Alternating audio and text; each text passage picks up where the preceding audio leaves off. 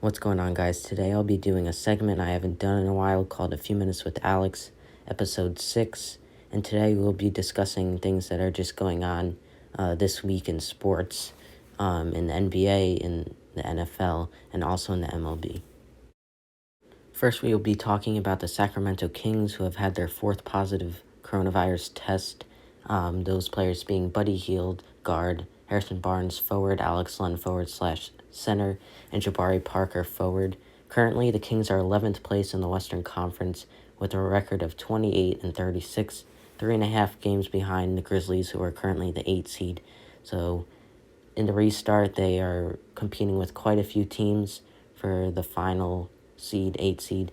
But the Mavericks are also the 7 seed, so they have a chance not to make the playoffs. But if they win a couple games, they clinch the playoffs. So it's pretty much the teams are just going for the 8 seed. So the Kings are going to need to be as healthy as possible to have a chance at getting that 8 seed.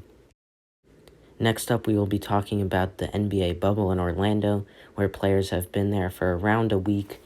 We just briefly talked about the Kings, but now we're going to be talking about generally how all the teams are doing. So teams have been practicing now for about 4 days or so, a little more than that, give or take a day or two. And teams are starting to get back into practices with teams, and soon scrimmages will start in about a week and a half or so. So the NBA is very close to coming back. The actual NBA season resumes with the 8-game seeding games starting July 30th. So teams are really preparing for this playoff run, especially the Western Conference teams. There's about 5 teams around that competing for the 8 and 7 seed. As I just said before, the 7 seed is most likely locked up by the Mavs, or they can move up. But the Mavs are going to probably clinch if they win a game or two. I don't see how they would end up losing all 8 games. But the Grizzlies could very so end up only going 3-5 or not having a good record. And remember, there is a rule that if the 9 seed is within a certain amount of games, I believe it's around 3 or something like that, of the 8 seed, then they have a certain dates where there's a few games played. So let's say the Trailblazers are the 9 seed and the Grizzlies are the 8 seed. The Grizzlies only have to win 1 game to lock up the 8 seed, but if the Trailblazers win the first game, then they play another game, and the winner of that game would get the 8 seed. So basically, the 9 seed has to win 2 games, and the 8 seed would only have to win 1. So teams are really preparing for the playoffs, and especially this year to win a championship would be extra special with everything that's gone on, with about a 3 to 4 month pause in the season since the NBA was suspended in mid-March. So far, that's really what's been going on in the bubble. Teams are really just starting to prepare. So if the NBA season started today, I don't think the players would be very ready. But that is the point of these couple weeks of training camps and practices. Next up, going over to the NFL, we will be talking about defensive end for the Cleveland Browns, Myles Garrett, who recently just signed a 5-year, $125 million deal, which is huge for him. Obviously, he had that incident in a game against the Steelers last year where he was suspended quite a few games last year. So he only ended up playing 10 games last season, but it played pretty well, had 10 sacks and 2 forced fumbles. So not a bad season for him, aside from the incident where there was a brawl against the Pittsburgh Steelers, and he ended up hitting Mason Rudolph in the head with a helmet. So this is a big deal for him, a lot of money, some more than people expected, but last season was his 3rd year in the league, so he does look like he can be a great player throughout his career, especially with how he played last year. The last thing we'll be talking about today is the MLB season. Mostly teams lately have been practicing batting practice, fielding practice, and a lot of inter-squad games where they split the teams in half and they play each other.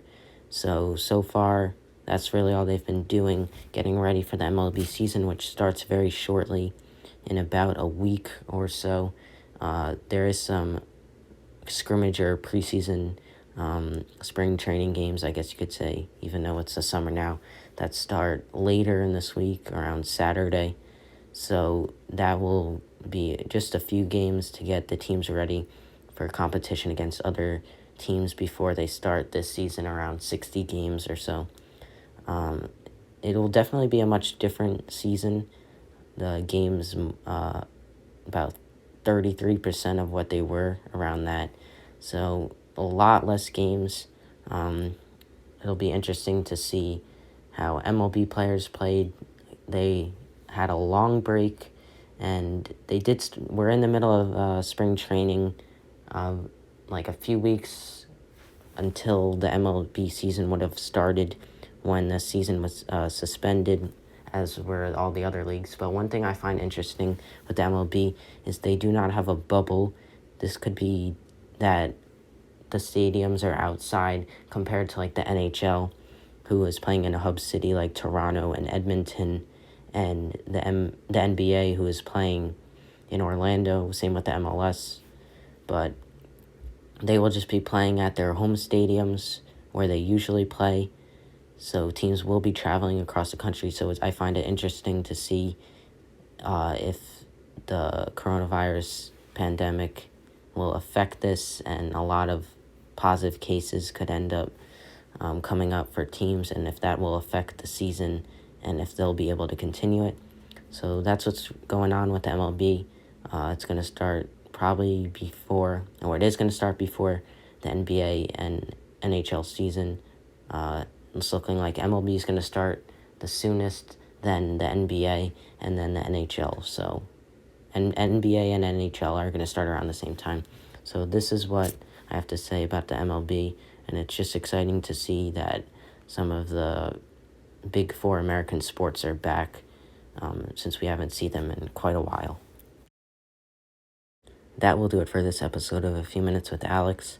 If you enjoyed this type of video, please comment down below and tell me to do it more often, or if I shouldn't do it anymore.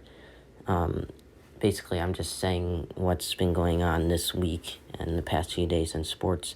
And if you enjoyed this, please leave a like, comment again, and subscribe, and turn post notifications on to know right away when I upload videos every week. So thanks again, and I'll see you next time.